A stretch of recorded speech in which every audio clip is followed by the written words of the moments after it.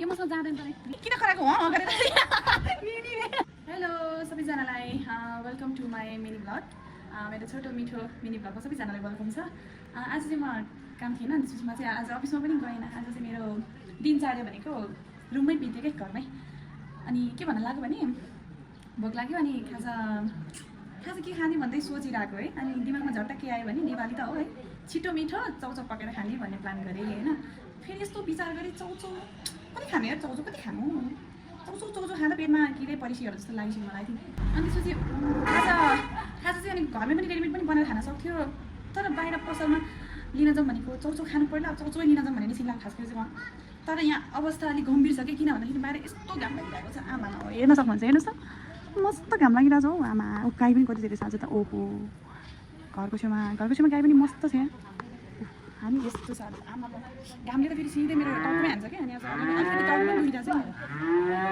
नि किन कराएको हो गरेर गाई पनि टक्क लगाएर गाई पनि कराउँदैछ उहाँ गरिदिएको छ भनेको नि भन्यो गाउँमा पहिला गाई त भन्दाखेरि चाहिँ नि हो भन्थ्यो नि त अनि त्यसपछि त्यसै भन्न गएछ अनि यस्तो घाम जानु बाहिर कसरी म खाजा किन जाने होला बाबे बा भन्दै अब म बाहिर जान्छु ल टक्क लगाएर होइन अब बाहिर जान्छु त्यसपछि म खाजा पनि किन्छु के खाजा किन्छु त टक्क लगाएर चौचौ ल्याउने हो कि छिटो मिठो हुने कुरा के बिस्कुट लिएर खाने हो आम्मा भन्दै म निस्किन लाग्यो टक्क लगाएर यहाँ चप्पल पनि लगाउँछु कपाल पनि पुरा उडाएको यस्तो गर्दै अनि ऐनामा हेर्न लाग्यो कि उता पर चाहिँ ऐना देख्छ नि त त्यहाँ त्यो भित्तामा चाहिँ ऐना देख्छ नि त ट्याक्क मेरो अनि ऐना हेरिरहेको मैले सट्ट लगाएर घामै पोलिरहेको छु यहाँ अनि टक्क लगाएर गेट खोलेँ त्यसपछि टक्क लगाएर बाहिर गएँ बाहिर गएपछि टक्क गेट लगाएँ नि भन्छ मैले त नि भने अब खाजा किन भन्दा है पक्कै पनि यस्तो कस्तो जाने हो यो मसँग जाँदैन तर बिचरा बेलुका म रुम आउनुभन्दा अगाडि मलाई उतिबाट बाटोसम्म दिन आउँछु कि